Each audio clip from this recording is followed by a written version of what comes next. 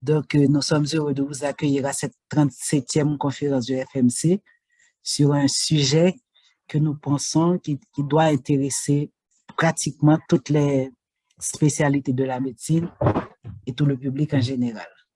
OK, donc c'est un plaisir de vous présenter Dr Christophe Millien, qui est un obstétricien gynécologue et qui a une expérience clinique notoire en oncologie gynécologique. Il a obtenu son diplôme de docteur en médecine à la faculté de médecine de l'Université d'État d'Haïti en 2003 et un certificat de spécialisation en obstétrique gynécologie de l'HUEH en 2007. Après un certificat en santé globale de l'École de santé publique de l'Université de Harvard en 2018, il a obtenu un diplôme de maîtrise en sciences de la santé, option santé globale et médecine sociale de l'École de médecine de cette même université en 2020. Dr Millien est actuellement directeur médical de l'hôpital universitaire de Mirebalais, après y avoir passé 15 ans et d'expérience clinique de gestion des services de santé et d'enseignement. Il enseigne également à l'école des sages-femmes de l'HUEH à Port-au-Prince. Il a publié, c'est un chercheur, il a publié ses recherches dans des journaux nationaux et internationaux tout en étant lecteur critique pour plusieurs journaux internationaux. Dr Millien est membre de l'Association américaine d'oncologie et de la Société internationale de gynécologie oncologie. C'est donc avec un grand plaisir et un grand honneur, Dr Millien, que nous t'accueillons ce soir pour cette conférence et à laquelle nous souhaitons une fructueuse participation à tous nos invités. Juste avant de te passer le micro, je pense que Dr Desjans va le reprendre brièvement pour rappeler quelques consignes. Dr Desjans. Merci Eunice et bonjour à tout le monde. Bonjour Dr Millien. Et un petit rappel pour nos participants. Comme d'habitude, la première heure, c'est la présentation du conférencier et on aura pendant la deuxième heure le loisir de répondre aux différentes questions ou commentaires. Alors, pour mettre un petit peu d'ordre, normalement, après, à la fin de la présentation, qu'on va commencer avec la période de questions. Et vous pouvez soit adresser vos questions déjà par la messagerie, par le chat, et donc nous répondons les questions à l'intention du conférencier, ou bien parfois, si vous souhaitez intervenir, mais très brièvement, vous pouvez lever la main pour solliciter une intervention. Et à ce moment-là, on va gérer. Donc, je fais office de modérateur et je vous souhaite une bonne écoute et une bonne conférence. Dr Millien, je te laisse partager ton écran. D'accord. OK. Merci beaucoup. Je voudrais remercier les responsables du Forum médico-chirurgical pour l'opportunité qui m'est offerte pour cette présentation. Donc, et je voudrais aussi remercier les participants. Donc, j'espère que vous avez vu la présentation. Oui, ça va. Oui. OK, d'accord, on va commencer. Donc, merci beaucoup. Et j'espère que tout le monde va participer. C'est un sujet qui est extrêmement vaste et cela demanderait la participation des commentaires d'autres spécialités. Donc, ça me ferait un plaisir de les avoir à la fin de cette présentation. Maintenant, l'endométriose en Haïti est une maladie courante, mais mal connue et mal comprise. Comment en améliorer la prise en charge? Tout d'abord, on se donne comme objectif pour cette présentation, c'est de pouvoir définir l'endométriose et comprendre partiellement la situation en Haïti. Et on va essayer de comprendre la pathogénie et les facteurs de risque de la maladie et ses conséquences. On va essayer de mettre en évidence, on va essayer de déterminer comment faire le diagnostic. Ensuite, on va déterminer comment on fait la prise en charge et on va proposer certaines recommandations. Yeah. Est-ce qu'on peut fermer le micro? Quelqu'un a son micro ouvert. Donc, donc on se donne comme objectif, on a ce plan à suivre, donc, dont je vous laisse lire. On commence par l'introduction. J'introduis cette présentation par un cas clinique qui a été publié par Dr Derivois et Dr Jeudi. Et je pense que il s'agit d'une femme de 36 ans reçue en consultation le 15 octobre 2021 pour un tableau clinique fait de douleurs abdominales de type crampe, de vomissement, d'arrêt de matière et de gaz. Le tableau évoluait depuis environ 15 jours. En fait, c'est un syndrome de dysfonctionnement digestif survenant de façon périodique au moment des règles et spontanément résolutif depuis environ 3 ans. Dans ces antécédents, on révèle des ménages autour de 9-10 ans avec un cycle régulier et de la dysménorrhée pour laquelle elle prend des anti-inflammatoires non stéroïdiens. Les règles sont en général d'abondance moyenne à grande. Elle est nulle-geste. Elle a été opérée d'une hernie ombilicale il y a environ 2 ans. La date des dernières règles était le 1er octobre 2021. Elle avait été placée sous pilule contraceptive pendant 1 mois. Ce traitement avait entraîné un certain soulagement des symptômes, mais elle l'a arrêté de son plein gré, craignant pour ses chances de fertilité. À l'examen physique, la patiente était amaigrie, mais avec un bon état général. L'examen de l'abdomen montre une distension centrale, une cicatrice périombilicale et des réptations denses très visibles. Les bruits hydroaériques sont audibles. Sans stéthoscope, la palpation met en évidence un nodule ombilical d'environ 1 cm de diamètre. L'abdomen est sensible à la palpation, le péristaltisme était très actif. Au toucher vaginal, le col utérin était court, fermé, non douloureux à la mobilisation. Les cloisons vésico-vaginales et recto-vaginales sont sans étaient sans particularité. Au toucher rectal, on a trouvé des selles dures en cibale dans le rectum. On a la sensation d'une induration du douglas qui pourrait faire penser à un nodule endométriosique. Le reste de l'examen clinique était sans particularité. Donc, devant ce tableau clinique occlusif récidivant, et je vous laisse avec ces 2 questions. Quel est le diagnostic? Et ensuite, quelle est la prise en charge? On commence d'abord par la définition de l'endométriose. L'endométriose, c'est une maladie œstrogénodépendante de localisation variable caractérisée par la présence de tissu endométrial dans la cavité utérine. Et quand je parle de tissu endométrial, de l'autre côté, vous avez vu cette flèche qui parle, c'est la présence de glandes et de tissus conjonctifs sous-jacentes, maintenant par rapport aux glandes endométriales qui se localisent en dehors de la cavité utérine. C'est une pathologie de localisation multiple. Elle peut être localisée au niveau du pelvis. En général, la localisation la plus fréquente, c'est au niveau de la fosse, au niveau des ovaires et de la fossette ovarienne, et respectivement 67% et 32%. On peut les avoir au niveau du cul-de-sac vaginal antérieur et postérieur. On peut avoir au niveau du ligament là, du ligament utérosacré. On observe l'endométriose au niveau du ligament utérosacré à environ 46%, au niveau du cul-de-sac 30%, au niveau de la vessie 20%, et puis on peut aussi l'avoir au niveau du myomètre, des trompes, côlons, etc. Maintenant, au niveau de la paroi, on peut aussi avoir une localisation extra-pelvienne, et cette localisation peut se retrouver à n'importe quel endroit au niveau de l'organisme, au niveau de la paroi abdominale intérieure, dans les incisions chirurgicales, au niveau de l'ombilic, des seins, le pancréas, le foie, de la vésicule biliaire, les reins, les extrémités, et ensuite les os, incluant les vertèbres, les nerfs périphériques, la rate, le diaphragme et le système nerveux central. Donc, ce qui signifie que c'est une pathologie qui se retrouve dans tous les organes du corps. Donc, du point de vue épidémiologique, c'est une pathologie qu'on observe qui est présente chez 6 à 10% des femmes en âge reproductif. 30 à 80% des femmes avec des douleurs pelviennes chroniques peuvent présenter de l'endométriose. 40 à 50% des femmes avec dysménorrhée sévère aussi peuvent présenter une endométriose. 70% des patientes avec douleurs pelviennes chroniques présentent de l'endométriose. Environ jusqu'à 50% des femmes avec infertilité développent de l'endométriose. Le risque de l'endométriose est 10 fois plus élevé chez les femmes infertiles comparé aux femmes fertiles. Et 15% des cas l'endométriose dans les pièces d'hystérectomie. On a retrouvé, pour les chirurgies bénignes, on a observé 15% des cas d'hystérectomie dans ces pièces de chirurgie bénigne chez la femme et 40% d'endométriose chez les adolescentes avec anomalie du tractus génital. Donc, on comprend bien que c'est une pathologie qui est extrêmement fréquente. Maintenant, pour essayer de regarder ce qui se passe au sujet de l'endométriose, on a été aux archives de l'hôpital universitaire de Mirebalais durant les 10 dernières années pour regarder de quoi il s'agit. On avait pu constater que l'endométriose, on avait pu diagnostiquer près de 488 cas d'endométriose Et ça peut être l'adénomyose, et ça peut être l'endométriose de manière générale, et aussi une combinaison d'adénomyose et d'endométriose.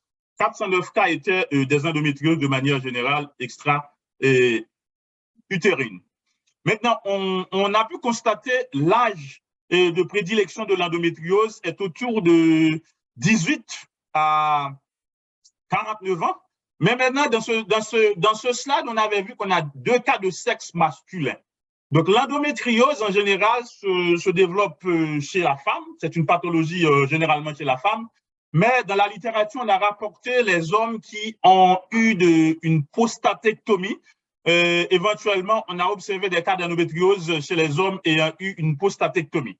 Je ne peux pas vous dire si on a investigué de manière approfondie ces 2 cas qu'on a mentionné de sexe masculin. Donc, ça aurait été quand même une chose à présenter dans la littérature. Mais c'est possible qu'on retrouve l'endométriose chez l'homme. Des cas opérés à l'HUM, des cas opérés des malades avec endométriose vus à l'HUM, 4% ont bénéficié des chirurgies. Donc, les diagnostics pour les malades avec diagnostic d'endométriose, seulement 4% donc, ont bénéficié d'une chirurgie. Qu'en est-il de la réalité en Haïti en ce qui a trait à l'endométriose? Il y a l'aspect positif qu'il faut dire, c'est qu'on a pas mal de spécialistes en Haïti qui pourraient contribuer à la prise en charge de l'endométriose. On a des chirurgiens généraux, on a des chirurgiens, on a des urologues. Donc, ça veut dire qu'on a des spécialistes dans le pays qui pourraient aider à la prise en charge. Les médicaments pour le traitement médical sont pour la plupart disponibles, surtout les médicaments, les anti-inflammatoires, les stérilets, les hormones. Mais il y a des médicaments qui sont chers et qui ne sont pas trop accessibles. Le traitement chirurgical est disponible aussi, les moyens et le traitement médical. Les moyens diagnostiques sont disponibles en partie. Maintenant, parce que l'un des moyens diagnostiques vraiment intéressants, c'est la laparoscopie et aussi l'échographie qui est très fréquente. On a ça dans le pays. Mais le MRI, c'est pas fréquent. Il y a aussi le CT scan qui est peu sensible aussi pourrait être utilisé dans certains cas d'endométriose. Donc, l'aspect à considérer, donc manque de mauvaise distribution des spécialistes, parce que la majorité de nos spécialistes se retrouvent dans la capitale. Et aussi, on a un manque, le nombre de spécialistes est aussi insuffisant, compte tenu, et par exemple, on avait vu, la maladie peut se retrouver dans toutes les parties du corps. Donc, manque de travail d'équipe. Et je pense que c'est un problème courant dans notre environnement. Le manque de travail d'équipe entre les spécialistes, ce qui permettrait de maximiser la prise en charge. Certains médicaments sont chers et ne sont pas accessibles à la petite bourse. Par exemple, les agonistes de la GnRH. La laparoscopie est disponible, mais pas largement accessible dans le pays. Or, c'est un moyen diagnostique vraiment très sensible et spécifique. Le MRI est disponible, mais peu accessible aussi à la population en Haïti. Donc, ce qui signifie qu'il y a quand même un aspect positif et aussi un aspect négatif. Quels sont les facteurs de risque associés à l'endométriose?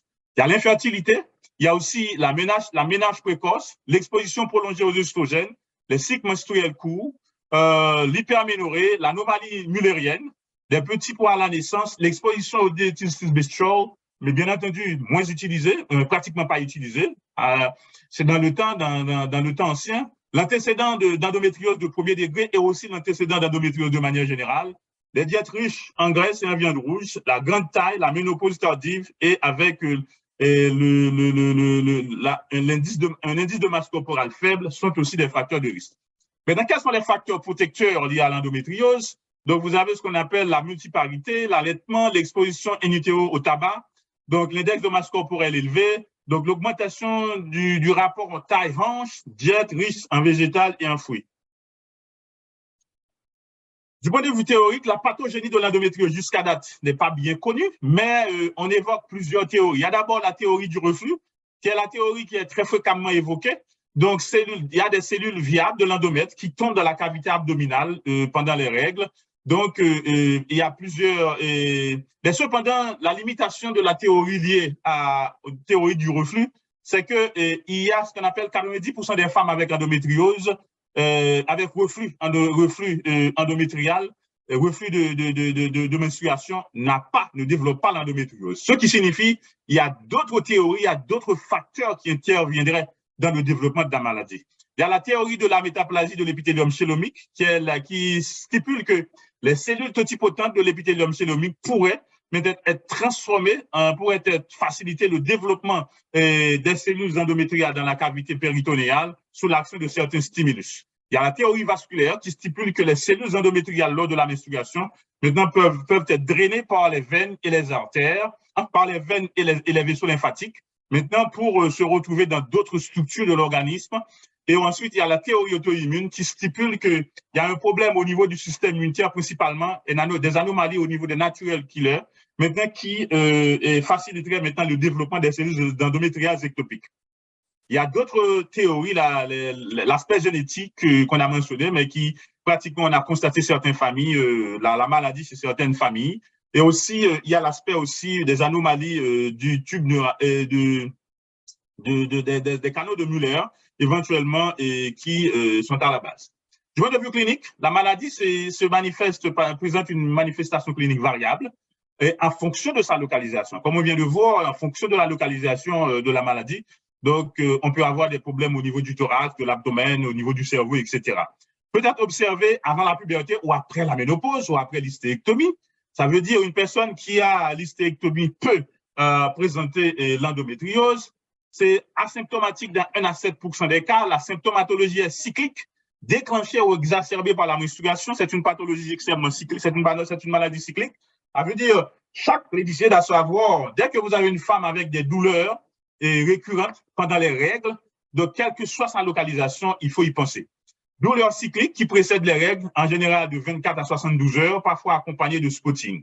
D'infertilité et de la dyspareunie, la triade classique dyspareunie, d'infertilité et dysménorrhée est très évocatrice chez les malades en consultation gynécologique.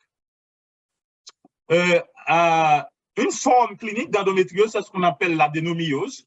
L'adénomyose, c'est là que vous avez vu le myomètre, c'est la présence du tissu endométrial. Au lieu de se retrouver ici dans la cavité endométriale, se retrouve au niveau du myomètre. Dans ce cas-là, on parle d'adénomyose. Donc, ça se manifeste par ménorrhagie, dysménorrhée, douleur hypogastrique. Et en général, quand vous avez ce qu'on appelle l'adénomyose, l'utérus peut avoir un poids de 80 jusqu'à 200 grammes. L'adénomyome, lui, c'est une forme localisée d'endométriose, donc avec une masse qui se développe au niveau de l'utérus qui est localisée. Donc, à l'échographie, en général, comment ça se manifeste? Vous avez un utérus qui est globulaire, vous avez ce qu'on appelle un utérus qui est asymétrique entre les faces, et vous avez ce qu'on appelle l'endomètre qui est mal défini, et voici l'endomètre qui est mal défini. Ici, vous avez vu la différence entre les bords, les parois de l'utérus, et vous avez parfois des images hypoéchogènes à l'intérieur du myomètre. Du point de vue clinique encore, on a ce qu'on appelle l'endométriose thoracique, qui se manifeste en général par pneumothorax cataménial. En général, ça survient dans les 72 heures avec les règles. Et en général, c'est la forme la plus fréquente de l'endométriose thoracique. On peut avoir ce qu'on appelle l'hémothorax cataménial, des symptômes de douleur thoracique, dyspnée, tout. On peut avoir aussi l'endométriose digestive avec la manifestation diarrhée, constipation, des crampes abdominales, dyschésie, ensuite masse abdominale, parfois les saignements intestinaux, le ballonnement abdominal et parfois aussi des signes d'appendicite. Le cerveau, on peut avoir de l'endométriose au niveau du cerveau avec l'épilepsie cataméniale, des céphalées et même d'hydrocéphalées, des anxiétés et des dépressions. Et l'endométriose urinaire, c'est la miction fréquente, rétention urinaire, parfois hématurie, miction douloureuse, douleur au niveau des flancs. Donc ça, ce sont des localisations les plus fréquemment mentionnées aussi. On peut avoir ça, c'est l'image de situ thoracique montrant ce qu'on appelle l'endométriose thoracique. On peut avoir aussi l'endométriose diaphragmatique manifestée par les douleurs au niveau du diaphragme à l'inspiration, à l'expiration, ensuite avec douleur irradiée au niveau de l'épaule. Ça, ce sont des images laparoscopiques de l'endométriose par voie abdominale. Ça, c'est l'endométriose de la vessie. Et aussi, ça, c'est l'endométriose au niveau du sigmoïde. Et l'endométriose au niveau du sigmoïde est la forme la plus fréquente d'endométriose digestive. La manifestation, quel est le mécanisme? Donc, les deux maîtres symptômes de l'endométriose, c'est la douleur, qui peut être la dysménorrhée, dyspareunie, quelle que soit sa localisation, douleur thoracique, douleur osseuse, douleur intestinale. Donc, le maître symptôme, c'est la douleur qui est une douleur cyclique. En général, cette douleur, du point de vue physiopathologique, c'est lié à l'effet local du saignement des implants, l'action des cytokines inflammatoires dans la cavité péritonéale, ou bien encore là, vous avez ce qu'on appelle les implants endométriosiques. L'inflammation, l'irritation ou l'inflammation directe des nerfs au niveau du pelvis. les cytokines pro-inflammatoires et de prostaglandines libérées dans la zone où vous avez les implants endométriosiques, la croissance nerveuse dans les implants, la sensibilisation centrale, surtout pour l'endométriose chronique, pour la douleur pelvienne chronique. Mais dans le mécanisme et de l'infertilité, le deuxième maître symptôme qui est extrêmement fréquent, donc c'est l'infertilité. Et en général, ça peut être d'origine mécanique, qu'il y a à des adhérences au niveau du pelvis, des salpingites chroniques, l'altération du péristaltisme tubaire, des défauts de captation de l'ovulation. On peut avoir aussi altération du liquide péritonéal avec augmentation des prostaglandines au niveau du liquide péritonéal, l'augmentation des macrophages, des cytokines libérées par les macrophages, l'augmentation aussi de la phagocytose du spermatozoïde et aussi les anomalies de la réponse immunitaire comme par exemple l'augmentation des lésions cellulaires médiées des gamètes, l'augmentation des anticorps et la production des anticorps contre les cellules endométriales et aussi et vous avez ce qu'on appelle la dysfonction ovulatoire et hormonale. Et c'est le cas, par exemple, des anomalies de la folliculogénèse. Par exemple, c'est le cas du syndrome de follicule non rompu qu'on appelle le Love syndrome, qu'on observe dans l'endométriose, l'hyperprolactinémie. Ensuite, la phase lutéale déficiente, une phase lutéale déficiente aussi, et peut être observée aussi au cours de l'endométriose, et des défauts d'implantation lors de la fécondation in vitro, des avortements. Donc, à répétition, sont les facteurs d'infertilité d'endométriose. Venez voir la classification. Je voudrais juste agrandir cette image pour vous montrer maintenant la classification de la Société américaine de la reproduction. Maintenant, qui parle en fait de 4 grades d'endométriose, l'endométriose minimale, l'endométriose légère, l'endométriose modérée et l'endométriose sévère. Donc, c'est à partir de score. Et ce score, entre 1 à 5, on parle d'endométriose minimale. De 6 à 15, on parle d'endométriose légère. De 16 à 40, d'endométriose modérée. Et supérieure à 40, on parle d'endométriose sévère. Et ce score est déterminé par la laparoscopie ou bien par la laparotomie ou bien encore par la photographie. C'est pourquoi il est extrêmement important pour les gynécologues de remplir une feuille pour les patientes que vous avez diagnostiquées avec l'endométriose, mentionnant le stade de l'endométriose. Maintenant, donc, qu'est-ce que ça veut dire stade 1? Le stade 1 veut dire que ce sont des implants endométriosiques. En général, la limitation de cette classification, c'est que c'est une endométriose, c'est la classification pour l'endométriose pelvienne éventuellement, qui c'est quand même avec abdominal. Donc, pour les autres localisations, cette classification en général, on ne va pas vraiment utiliser cette classification. Il y a des implants isolés et des adhérences non significatives qu'on observe dans l'endométriose minimale. Donc, ce ne sont pas significatifs. Vous avez ce qu'on appelle des implants de moins de 5 cm en total, au niveau qui entoure les ovaires et péritubères, avec des adhérences plus ou moins. Donc, vous avez ce qu'on appelle des implants multiples pour l'endométriose modérée, donc invasifs, superficiels et profonds, avec des adhérences plus ou moins importantes, périovariennes et tubaires, et l'endométriose sévère, qui se caractérise par des implants multiples et superficiels, profonds. Ensuite, large endométriome de l'ovaire avec une grosse masse endométriosique de l'ovaire et aussi des adhérences fermes et denses chez la femme. Donc, c'est l'endométriose stade 4. Maintenant, comment peut-on faire le diagnostic? Le diagnostic est un diagnostic clinique. Ensuite, associé en se basant sur les signes cliniques et l'examen physique. Ensuite, des examens biologiques peu utilisables. Ensuite, l'imagerie, l'échographie, la laparoscopie, la laparotomie et la pathologie qui est en fait la source de confirmation, la confirmation pathologique.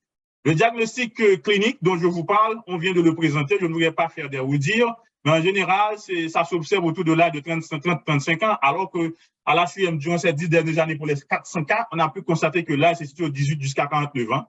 Donc, on a aussi les symptômes cycliques qu'il faudrait prendre en considération, la douleur qui est cannabéniale en rapport avec les règles, et ensuite la présence de l'infertilité qu'il faudrait aussi évoquer, qu'on devrait aussi penser à la possibilité de l'endométriose. Et en gynécologie, la triade classique, dyspareunie, dysménorrhée et infertilité est très évocatrice. Le spéculum qu'on voit les nodules parfois dans le cul-de-sac de Douglas, et l'induration au niveau de la cloison recto-vaginale ou toucher vaginal. Maintenant, la biologie, en général, la biologie n'est pas très utilisée parce que ce n'est pas spécifique par rapport à l'endométriose. Donc, on peut doser le CA125, mais le CA125 peut être élevé dans pas mal de situations, les infections, la grossesse, et les cancers, etc. Donc, c'est vraiment pas un examen qui est spécifique à l'endométriose. Les interleukines 6, donc aussi, ne sont pas spécifiques à l'endométriose. La prolactinémie peut être élevée. donc, mais pas spécifique. Un test actuel qui est nouveau, mais qu'on demande encore beaucoup plus d'études par rapport à son utilisation, c'est l'analyse des micro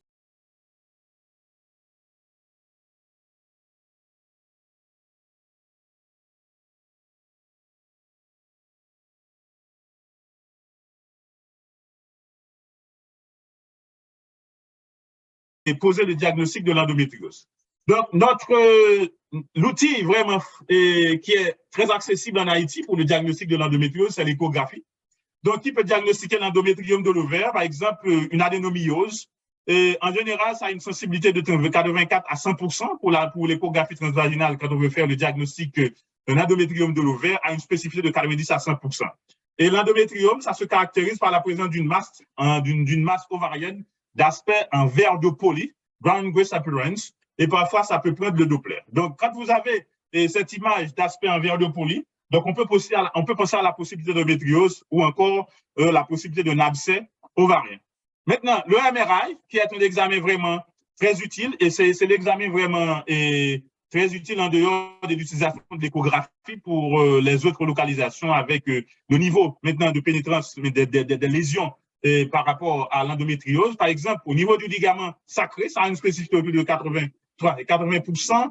Dans la cloison rectovaginale, on a une spécificité de 98%, de 80% de sensibilité, donc par le MRI, et vous avez ce qu'on appelle pour le rectosigmoïde, 88% de sensibilité et 98% de spécificité. Ça, c'est une lésion que vous voyez ici, en parasigmoïde, une lésion endométriosique localisée en parasigmoïde au niveau de l'image. Donc, la vessie, c'est 89%, le vagin, c'est 76%. Donc, le MRI, c'est un examen très utile, très sensible pour le diagnostic de l'endométriose. Cependant, le CT scan n'est pas aussi sensible dans le diagnostic de l'endométriose. Ça, c'est l'image d'un CT thoracique. Donc, sensibilité pauvre pour les petits implants et les plaques endométriosiques. Donc, mais c'est un bon examen pour l'endométriose thoracique et peut-être aussi pour le diagnostic de l'endométriose intestinale. Donc, la laparoscopie, l'examen de choix pour le diagnostic de l'endométriose abdominopelvienne, c'est la laparoscopie. Donc, qui vous montre qu'il y a une sensibilité de 97% et une spécificité de 75%. Les trouvailles, on peut avoir des endométriomes, des adhérences, des nodules que vous voyez ici, avec des nodules d'aspect chocolaté et le liquide qui sort en général de ces nodules d'aspect chocolaté, des inclusions kystiques. Ce sont des caractéristiques laparoscopiques qu'on peut retrouver maintenant pour le diagnostic de l'endométriose. Quels sont les impacts cliniques de l'endométriose? Et ceci, c'est extrêmement important de comprendre l'impact clinique de cette maladie. Et c'est pourquoi l'État devrait vraiment intervenir par rapport à cette maladie, parce que l'impact de cette maladie est vraiment énorme. Dans une méta-analyse réalisée avec 33 études, on avait pu constater, avec plus de 3 millions de participants, les femmes avec endométriose comparées aux femmes qui n'ont pas, comparées à celles qui n'en ont pas, ont un ordre ratio plus élevé de prééclampsie. On avait vu l'intervalle de confiance, de diabète gestationnel. Vous voyez l'intervalle de confiance, de placenta prévia, des sections césariennes qui est beaucoup plus élevé, d'accouchement prématuré qui est encore beaucoup plus élevé, des enfants de petit poids à la naissance, de mort fœtale et ensuite d'admission en NICU et aussi des présentations anormales. Et aussi, on constate dans une étude de cohorte réalisée au Canada, donc sur plus de 2,4 millions d'accouchements, donc il y a un risque plus élevé de morbidité maternelle sévère chez les femmes avec endométriose antérieure comparé à celles qui n'avaient pas été exposées. On a pu constater le risque ratio est autour de 1,43%. Donc, par exemple, pour les femmes de mortalité maternelle sévère, les femmes avec endométriose, une histoire d'antécédent d'endométriose, alors que si elle est enceinte avec l'endométriose active, elle a un risque ratio de 1,93% d'avoir de complications de morbidité maternelle sévère.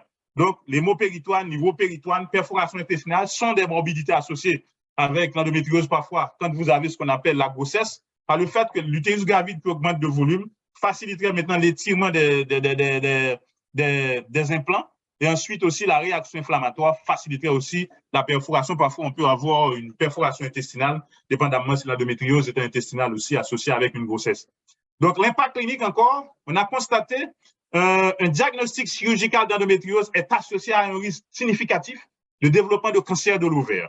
Et vous avez ce qu'on appelle le standard incidence ratio, donc qui te donne environ 1,96. Ça veut dire, si vous avez ce qu'on appelle une femme avec endométriose, le risque de cancer de l'ovaire est élevé. Bien qu'on sait que le risque en général, c'est de 1% pour une femme qui est en préménopause et 2,5% en général pour une femme qui est ménopausée, mais quand même, le risque de développer le cancer de l'ovaire chez une femme qui est avec endométriose est là. Donc, le risque est plus élevé pour l'adénocarcinome endométrioïde de l'ovaire. On a constaté que le standard incidence ratio est autour de 3,11, alors que les carcinomes à cellules claires. Et le mécanisme, et ce sont quand même, le carcinome à cellules claires de l'ovaire, c'est un cancer qui est vraiment méchant.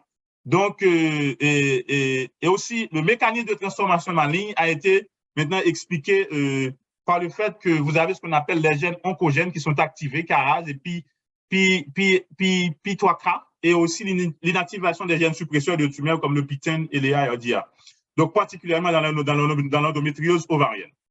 Donc, ensuite, on a un risque élevé de maladies cardiovasculaires chez les femmes qui présentent l'endométriose.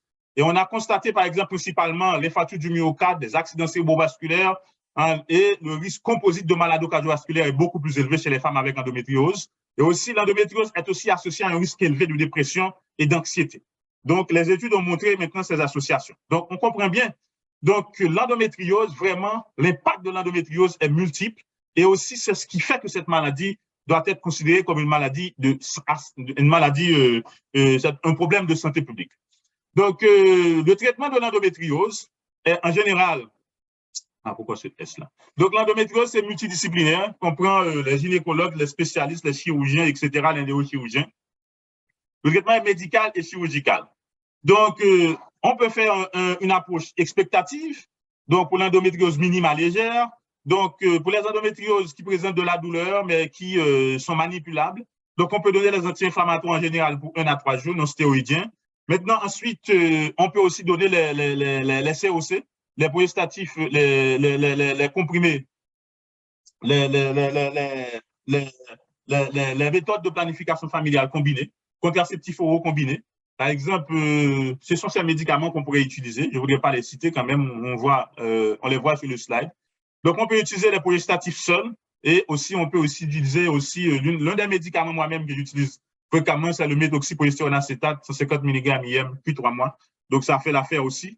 Donc, un stérilet à base de lévonorgestrel, les agonistes de la générase, le danazole, les inhibiteurs de l'aromatase. Il y a des modulateurs spécifiques de la progestérone et de l'œstrogène. Ces médicaments-là, vraiment, ne sont pas vraiment efficaces dans la gestion de l'endométriose. Le traitement médical, on peut utiliser, en dehors de tout ça, des médicaments dont je viens de citer, l'agoniste de la générase. C'est un médicament efficace dans le traitement de l'endométriose. Les symptômes, en général, ça se manifeste, les effets secondaires, ce sont les symptômes vasomoteurs, l'aménorrhée, les troubles du sommeil, la sécheresse vaginale, des céphalées, la dépression et la déminéralisation osseuse. Donc, on a une bonne réponse, par exemple, pour le traitement de la dysménorrhée, de la douleur pelvienne chronique, des dyspareunies. Et la durée du traitement, en général, c'est 6 mois et jusqu'à 12 mois avec un traitement de backup, ou bien encore ADBAC-thérapie, ou bien encore un traitement pour les Français, Français du groupe qui sont là. Donc, le traitement de sauvetage. Donc, les analogues quand on parle de ADBAC-thérapie ou bien traitement de sauvetage, voici les médicaments. J'ai agrandi pour vous maintenant le slide pour voir les médicaments. Donc, on pourrait utiliser comme ADBAC-thérapie, par exemple, les patchs d'estradiol, les patchs plus méthoxyprogestérone acétate comme ADBAC-thérapie. On peut utiliser le norethindrone acétate à 5 mg par jour, l'association d'estrogènes combinés, donc peut être utilisé. Donc, tout ça, l'estrogène équine aussi peut être combiné. Donc, comme le traitement de backup quand on fait quand on traite avec l'analogue de la générase. Pourquoi on fait le traitement de backup? Parce que les effets secondaires sont très importants avec les analogues, de la générase. C'est pourquoi on fait le ADBAC-thérapie ou bien encore le traitement de backup pour l'endométriose. Maintenant, l'utilisation de lévonorgestrel intra-utérine device, des dispositifs intra-utérins à base de lévonorgestrel. Donc, en général, qu'on peut utiliser pour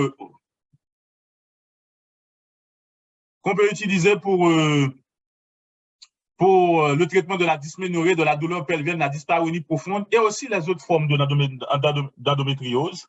Donc, ensuite, un essai randomisé a montré que les femmes avec endométriose modérée, ou bien encore avec dysménorrhée sévère, traitées par la laparoscopie, suivies de l'insertion immédiate de l'insertion des dispositifs intra-utérins à base de lévonorgestrel en post-opératoire versus traitement chirurgical seul. Un an après, on a constaté que les malades présentent une meilleure satisfaction et il y a une meilleure amélioration dans la dysménorrhée et dans la dysménorrhée modérée et sévère. Donc, c'est intéressant aussi pour les chirurgiens, donc pour les gynécologues qui opèrent, donc les cas d'endométriose, de faire l'insertion de dispositifs intra-utérins à base de lévonorgestrel après la chirurgie.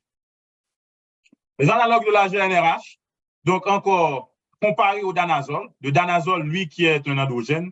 Donc, c'est une revue synthétique, c'est une revue systématique qui a montré de 15 essais randomisés contrôlés qui a essayé de comparer l'effet de l'analogue GnRH au danazole. Donc, ils ont une efficacité similaire par rapport à la réduction de la douleur des implants, mais les effets secondaires sont beaucoup plus graves pour le danazole. Donc, les effets secondaires du danazole, on compare les gains de poids associés avec des œdèmes, des myalgies, associés aussi avec altération des enzymes hépatiques et aussi une baisse de l'HDL cholestérol, comparé aux analogues de la GnRH qui ne présentent pas vraiment donc en dehors des problèmes de bouffée de chaleur, sécheresse, etc. Mais en général, on n'a pas d'anomalie hépatique et aussi du cholestérol. Donc, maintenant, les agonistes de GnRH, en génération des médicaments de seconde ligne qu'on utilise et surtout pour les alternatives comme alternatives aux malades qui ne répondent pas aux anti-inflammatoires non stéroïdiens, les COC ou bien encore les contraceptifs oraux combinés ou bien encore des progestatifs seuls. Donc, action immédiate, ce sont des médicaments à action immédiate comparés aux analogues de GnRH qui demandent une phase de suppression de 7 à 14 jours. Donc, la réponse et les complications sont dose dépendantes. Donc, Regulux, en général, qui est l'un des antagonistes de GnRH, donc, il peut être utilisé en combinaison avec norethindrone ou bien encore estradiol, norethindrone et en combinaison. Les effets secondaires, en général, sont presque similaires. Parfois avec des problèmes, des douleurs articulaires associées avec les antagonistes de GnRH. Donc, les inhibiteurs des aromatases, comme médicaments utilisés, comme l'anastrazole 1 mg ou bien encore l'itrozole 2,5 mg per once. Une revue systématique a montré que le traitement, maintenant, avec les inhibiteurs des aromatases, avec sans progestérone ou bien encore de progestatifs combinés ou encore avec des analogues de GnRH, réduit significativement la douleur comparé maintenant aux analogues de GnRH seul. Donc, c'est vraiment, ça a montré une efficacité. Cependant, donc, c'est pas un médicament de première ligne en général. On utilise quand vous n'avez pas de réponse par rapport aux médicaments précités. Donc, un essai randomisé contrôlé des patients avec endométriose sévère durant 6 mois en post-op immédiat. L'association goséréline, qui est un GnRH analogue, plus anastrazole, qui est un inhibiteur de l'aromatase, ou bien encore goséréline seul. On a fait cette comparaison. On a constaté que le traitement combiné a montré un temps plus long avant que les récurrences réapparaissent. Parce qu'on sait que, par exemple, pour le traitement de l'endométriose, le traitement chirurgical, par exemple, quand on fait un traitement chirurgical de l'endométriose, donc il y a 58% de récurrences possibles et pour un traitement conservateur, et quand pour un traitement chirurgical qui est beaucoup plus non conservateur, donc il y a 19% de possibilités de récurrence. Et quand vous avez maintenant enlevé totalement les ovaires, donc à ce niveau-là, donc on a 8% de récurrence. Donc quand même, malgré qu'on fait l'hystérectomie totale associée avec l'annexectomie bilatérale, il y a quand même un risque de récurrence, compte tenu il y a des risques d'implants de tissu ovarien qui restent pendant la chirurgie. Maintenant, pour le traitement chirurgical de l'endométriose. Maintenant, donc, quelles sont les indications de la chirurgie? Les indications, c'est la douleur persistante malgré traitement médical bien conduit. Les contre-indications au refus de traitement médical. Donc, nécessité pour un diagnostic tissulaire, l'exclusion de malignité pour une masse annexielle, obstruction intestinale ou urinaire, infertilité, pneumothorax ou bien encore hémothorax. Tout ça, ce sont des indications de la chirurgie. Maintenant, pour la chirurgie gynécologique, qu'est-ce qu'on peut faire? On peut faire une cystectomie. On peut faire l'annexectomie sans hystérectomie, mais c'est rare en obstétrique gynéco. Mais actuellement, et avec vraiment le développement significatif de la fécondation in vitro, maintenant, une femme qui n'a pas encore d'enfant, jeune, qui n'a pas encore d'enfant pour laquelle vous avez fait une annexectomie, bien que c'est rare, donc il faut penser à cette possibilité. Donc, l'hystérectomie, ensuite, qu'on peut faire, mais pour laisser les ovaires, il y a vraiment pas mal de débats. La littérature ancienne a mentionné que donc, il est conseillé maintenant pour l'hystérectomie, quand on fait une hystérectomie, par exemple, pour l'adénomyose, de faire l'annexectomie. Mais pour les sujets qui sont jeunes, à ce niveau-là, donc c'est là le dilemme. Donc, il faut vraiment faire la balance pour éviter maintenant d'avoir les symptômes de la ménopause et aussi avec une femme qui a complété sa famille. Donc, c'est une femme qui pourrait éventuellement bénéficier d'une hystérectomie. Mais les jeunes femmes, c'est difficile. Donc, l'hystérectomie plus l'annexectomie bilatérale. Donc, il faut faire la balance entre le risque de la ménopause associé maintenant donc, au risque de chirurgie répétée, parce que si vous laissez les ovaires en place, on connaît ce qui se passe avec le taux de récurrence possible. On vient de voir 58% du taux de récurrence pour une chirurgie conservative. Ça veut dire on fait la résection des ablations, on fait l'ablation des adhérences, on fait une hystérectomie, par exemple, pour une endométriose de l'ovaire. Donc, cette personne-là a 58% de chance de récurrence, de malchance, je pourrais dire, de récurrence. Alors que si on fait une hystérectomie seule, tout simplement, il y a 19% de récurrence. Et si vous avez ce qu'on appelle une hystérectomie plus annexectomie bilatérale, il y a 8% quand même de récurrence d'endométriose dans la cavité abdominale. Donc, surtout pour les cas où vous avez ce qu'on appelle des endométrioses ovariennes. Les femmes proches de la ménopause, donc on recommande une chirurgie pour ces femmes-là, parce qu'on sait aussi, par exemple, l'une des choses qui est extrêmement importante, un détail important, si vous faites l'hystérectomie pour une femme, par exemple, proche de la ménopause, il est conseillé maintenant d'enlever les ovaires, parce qu'on sait, dans 1 à 4 ans, en général, les femmes pour lesquelles vous faites l'hystérectomie vont développer de la ménopause 1 à 4 ans avant, par rapport à une femme qui n'a pas bénéficié, par exemple, d'une hystérectomie. Donc, la femme proche de la ménopause, l'endométriose extensive, on recommande le traitement chirurgical et chirurgie gynécologique, les femmes qui ont déjà complété leur famille, donc on peut faire la chirurgie. Le traitement chirurgical peut être par la laparoscopie. La laparoscopie a une importance diagnostique, mais aussi thérapeutique, parce qu'on fait la laparoscopie aussi pour faire les adhésiolyses. Donc, la laparotomie, la chirurgie digestive qui demande la présence de chirurgien digestif. Moi, je ne vais pas rentrer dans ces détails parce que ce n'est pas vraiment ma spécialité. J'espère que les chirurgiens qui sont sur le forum pourraient commenter. La chirurgie thoracique, j'espère aussi que les chirurgiens thoraciques aussi pourraient commenter. La neurochirurgie, la chirurgie orthopédique pour les os, les chirurgies sur la colonne pour les endométrioses de la colonne vertébrale, la chirurgie urologique pour les cas, par exemple, d'endométriose de la vessie, d'endométriose aussi des reins. Et en général, l'endométriose vésicale, c'est la forme la plus fréquente, suivie de l'endométriose des l'urètre, suivie de l'endométriose des l'urtière et suivie de l'endométriose rénale. Maintenant, du point de vue diagnostic, vous avez la suspicion d'endométriose. Donc, la douleur, est-ce que la douleur est une douleur qui est cyclique ou pas? Donc, ça vous permettrait maintenant de vous situer. Maintenant, douleur minimale ou bien encore en périménopause, on peut faire une approche expectative. Donc, la douleur légère associée avec, on peut donner les anti-inflammatoires non stéroïdiens. Éventuellement, si pas de réponse, passer maintenant les suppositatifs combinés ou bien encore donc un analogue GnRH. Si la douleur persiste malgré tout à ce niveau-là, donc on fait la laparoscopie diagnostique. Donc, si vous avez ce qu'on appelle une endométriose modérée d'emblée, on passe à la laparoscopie diagnostique. Maintenant, le post-op immédiat, le traitement, si c'est une adolescente de moins de 16 ans, on peut donner des COC. Donc, si la douleur persistante, l'adolescence de plus de 16 ans, on peut donner des analogues de la GnRH, ou bien encore plus ADBAC thérapie, ou bien encore plus la thérapie de sauvetage. Et chez les adultes, les agonistes GnRH, donc ça a montré son efficacité, ou bien l'utilisation, ce qu'on appelle des dispositifs intra-utérins à base de lévonorgestrel, maintenant en post-opératoire pourrait faire aussi l'affaire. Maintenant, du point de vue pour les femmes qui sont infertiles, donc le traitement empirique, donc on peut donner un dispositif intra-utérin, donc des traitements empiriques comme par exemple les progestatifs combinés ou bien encore des anti-inflammatoires stéroïdiens dépendamment donc de la dimension des symptômes. La laparoscopie diagnostique, en général, peut être recommandée.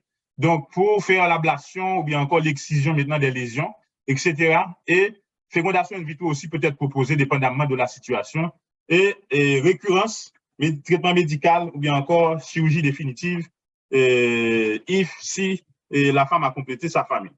Maintenant, quelles sont les recommandations par rapport à cette maladie? Sensibilisation du personnel médical et de la population pour cette maladie qui est extrêmement fréquente et qui a vraiment un impact énorme, dévastateur. Renforcer le système de soins pour une meilleure organisation des services parce qu'on a les spécialistes, on n'a pas assez de spécialistes, il faut augmenter les spécialistes. Il faut aussi organiser les hôpitaux pour essayer maintenant d'avoir un pôle de gestion des endométrioses, des cas d'endométriose. Améliorer la capacité de diagnostic et de traitement dans le pays par rapport à l'endométriose. On sait qu'on n'a pas vraiment une capacité, à part l'échographie qui est vraiment courante, mais pour les autres localisations de l'endométriose, donc ça va être très difficile. Donc, pour poser le diagnostic sans avoir l'IRM ou bien encore éventuellement un CT scan dépendamment.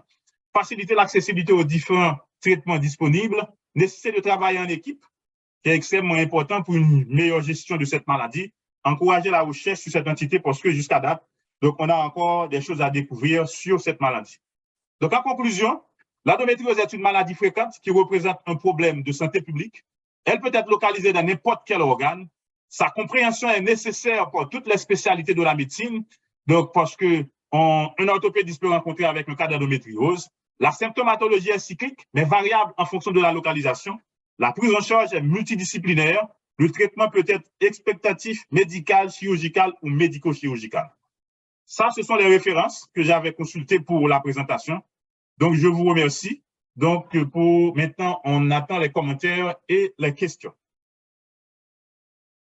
Merci. Maintenant, merci, Dr. Christophe Millien, pour cette présentation magistrale, très documentée, et qui montre la nécessité d'une approche d'équipe pour le diagnostic et le traitement de l'endométriose dans notre réalité haïtienne. Peut-être que certains ont été un petit peu bousculés quand même par le rythme rapide et soutenu de cette présentation. Et donc, je suis certain que nous aurons beaucoup de demandes de partage de la conférence. Et merci encore. Et j'en profite d'ailleurs pour rappeler que bientôt, les conférences FMC seront disponibles sur le site FMC BSD La Vie. Donc, sans plus tarder, Dr. Millien, je crois que nous n'avons pas encore de questions sur le chat. Enfin, oui, on a déjà une première question et de Florence Desrosiers. Excellente présentation, Dr. Millien.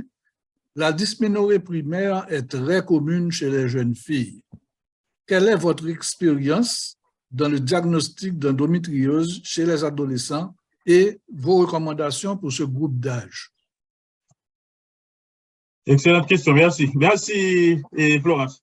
Et c'est l'expérience avec les adolescentes, c'est un petit peu complexe. Premièrement, c'est la douleur. La douleur reste toujours la dysménorrhée primaire. La dysménorrhée primaire qu'il faudrait quand même, dès que vous avez la dysménorrhée primaire, il faut éliminer l'endométriose chez l'adolescente. Et en général, donc parfois, il y a aussi tellement de... Bon, pour tous les cas, mais pour les adolescentes, il faut rechercher les diagnostics différentiels par rapport maintenant à la douleur pelvienne, des cas d'agression sexuelle, des cas de masse, etc., des tumeurs embryonnaires.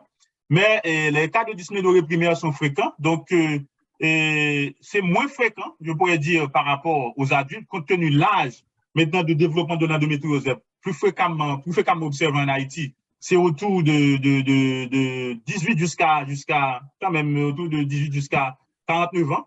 Ça veut dire quand même l'âge de 18 ans, parfois on a des cas qu'on observe à l'hôpital. Et la gestion, en général, on commence par une gestion spectative, donc dépendamment de la profondeur de la symptomatologie, suivi maintenant de traitement des anti-inflammatoires. Parfois, si la douleur est vraiment importante, on commence à donner les anti-inflammatoires non stéroïdiens et on évite généralement d'apporter le traitement hormonal, surtout pour les adolescents pour les jeunes adolescents qui sont à peine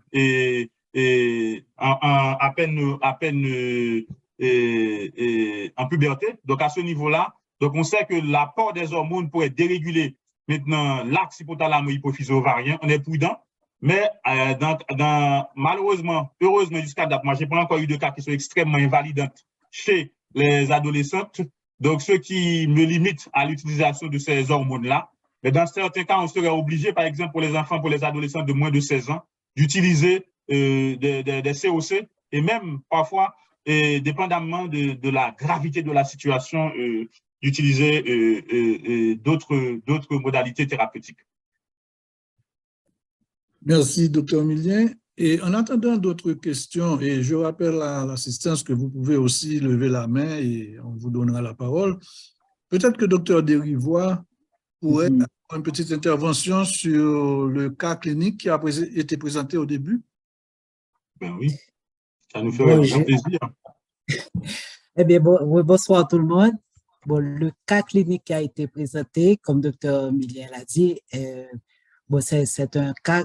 C'est une patiente que j'ai eu à soigner avec Dr. Patrick jeudi et elle-même, elle a présenté un tableau d'occlusion intestinale et cette occlusion intestinale durait depuis 15 jours, ce tableau-là, et on a pu, mais elle avait son diagnostic parce qu'elle avait été vue par plusieurs gynécologues qui lui ont parlé du diagnostic d'endométriose.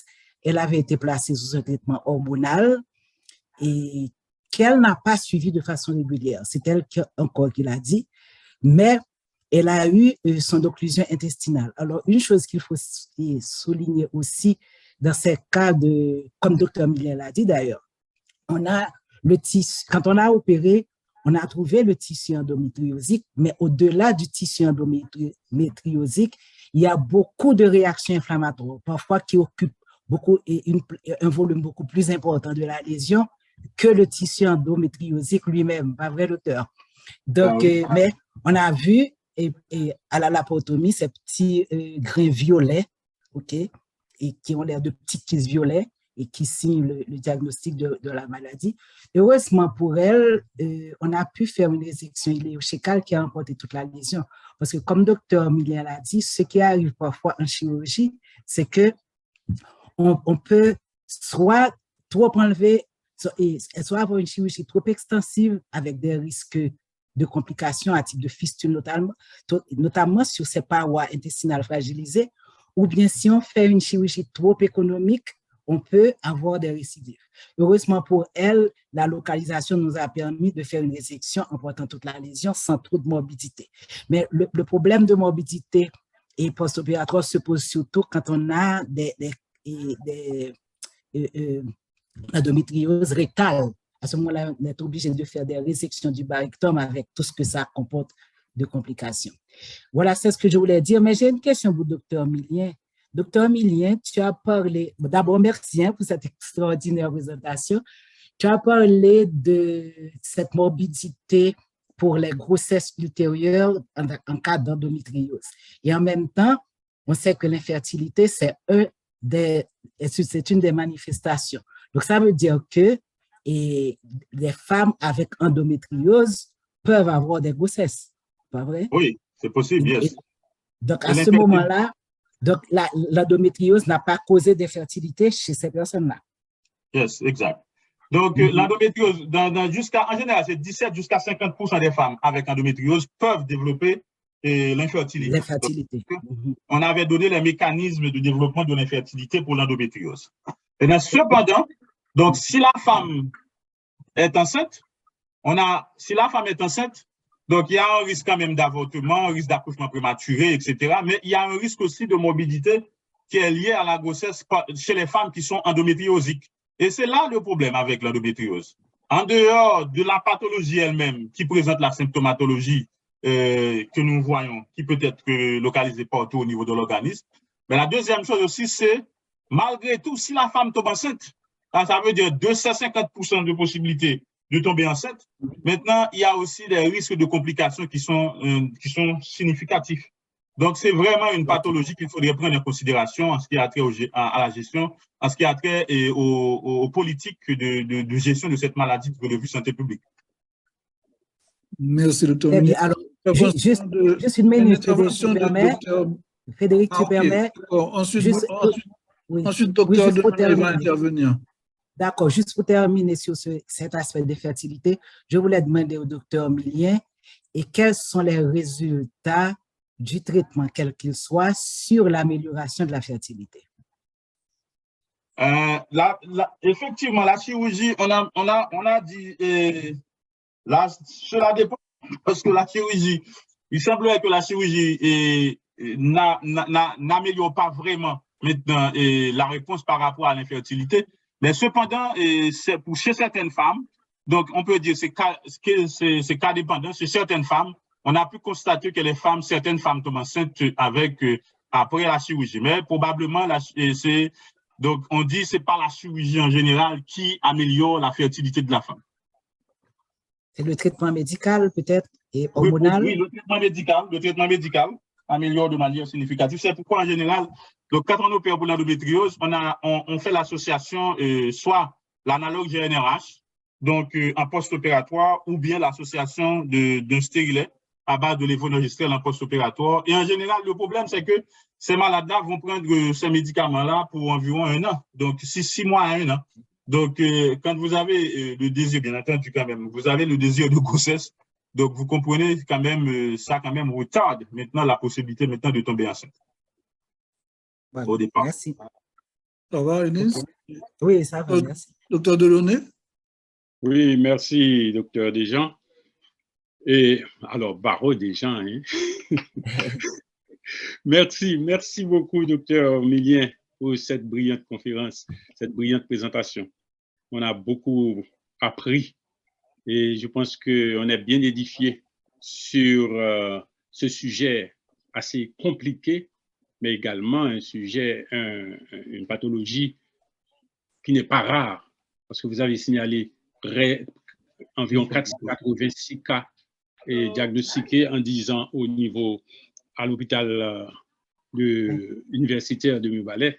Je pense que c'est un chiffre assez à signaler et un chiffre qui doit retenir l'attention, comme vous l'avez dit, du système de santé, c'est-à-dire des responsables du système de santé haïtien. Et je voudrais seulement signaler que nous avons aussi, dans la spécialité de la pneumologie et de la médecine thoracique, nous avons aussi un signe assez important que vous avez probablement signalé, mais comme le débit était assez rapide, peut-être que tout le monde n'a pas capté, c'est ce que nous appelons l'hémoptysie cataméniale. L'hémoptysie cataméniale, c'est-à-dire l'hémoptysie ou encore l'émission de sang venant des bronches à l'occasion des règles, des menstruations. Donc, l'hémoptysie cataméniale est un signe capital aussi à rechercher qui doit faire penser à l'endométriose. Et c'est, disons, l'endométriose thoracique, et même pour être plus précis, une endométriose, même endobronchique. Et dans ce cas-là, le test le plus fiable pour faire le diagnostic, et qui peut rater aussi le diagnostic, c'est l'endoscopie bronchique ou bien la fibroscopie. Et avec cette fibroscopie, il faut que d'abord que l'opérateur soit averti et qu'il cherche également la lésion possible, et qu'on fasse un prélèvement avec une pince biopsique à travers le fibroscope, donc qu'on fasse un petit prélèvement pour une étude histopathologique. À ce moment-là, on peut vraiment fixer le diagnostic s'il en est d'endométriose. Ce que je voudrais aussi signaler, un cas de pneumothorax récurrent et un pneumothorax cataménial récurrent que j'ai eu à recevoir à la clinique au cours de l'année 2021. Il s'agissait d'une jeune femme entre 32 ans et 38 ans. Je n'ai pas exactement l'âge en tête actuellement, qui était gravida 0 para 0, c'est-à-dire que pour ceux qui n'ont pas de vocabulaire et des gynécologues, disons qu'il n'avait pas de grossesse du tout dans sa vie, ni qu'il n'avait pas enfanté. Donc, il n'avait pas de grossesse, ni qu'il n'avait pas enfanté. Donc, elle avait vraiment, depuis environ 3 ans, si je me rappelle bien, et des douleurs des douleurs et des dysménorrhées, et avec ces dysménorrhées, des douleurs thoraciques situées toujours du même côté. Et quand je l'ai vu, on me l'a référé. Son médecin me l'a référé parce qu'il y avait sur sa radiographie thoracique un pneumothorax à 30%. Donc, quand j'ai vu ce pneumothorax à 30% et que j'ai fait une histoire bien détaillée, j'ai pensé immédiatement qu'il pouvait y avoir que ça pouvait être un pneumothorax lié à une endométriose. Et on a essayé de la soulager rapidement, mais le traitement qu'il nous a donné, je me suis adressé à la médecine naturopathique. Alors, en l'occurrence, docteur Martine Delaunay qui fait de la médecine naturopathique, et elle a prescrit un traitement non conventionnel, mais un traitement qui adresse le problème de l'élimination des excès hormonaux qu'elle pouvait avoir dans le sang, dans le corps. Et ce traitement le résultat de ce traitement a été vraiment spectaculaire. On a eu une réduction des symptômes rapidement, et pendant 3 mois, le pneumothorax, parce que c'était seulement à 30%, ne nécessitait pas de chirurgie. On n'a pas mis de drain thoracique, et le pneumothorax s'est résorbé spontanément, elle s'est résorbée d'elle-même, il s'est résorbé de lui-même, et pendant 3 mois, elle n'a pas eu de symptômes. Mais après 3 mois, elle est revenue me voir, me disant que le pneumothorax a réapparu. À ce moment-là, je me suis dit vraiment, et il fallait peut-être le traitement naturopathique qui a été institué devrait être recommencé. Mais la femme, en général, est en bon état général, et elle attend, elle veut avoir sa première grossesse, et elle voudrait se débarrasser de cette récurrence de pneumothorax. Depuis plus d'un an et demi, je n'ai pas revu, vu les circonstances, je ne sais pas si elle est encore au pays ou encore si elle s'est déplacée, mais c'est une professionnelle qui travaille et qui attend les résultats de la médecine pour son problème. Voilà, je voulais partager avec vous. Oui, c'est intéressant. Merci. Je pense que c'est vraiment intéressant, professeur. Donc, pour ce quand même, l'assistance est édifiée surtout sur l'endométriose thoracique. Et ça peut être aussi au niveau cardiaque, mais quand même comme expert pour les poumons. Donc, ça fait plaisir de vous écouter.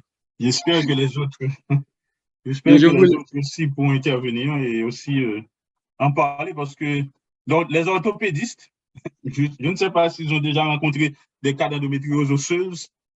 Donc, tout ça, c'est vraiment, c'est toute la médecine, là, l'endométriose.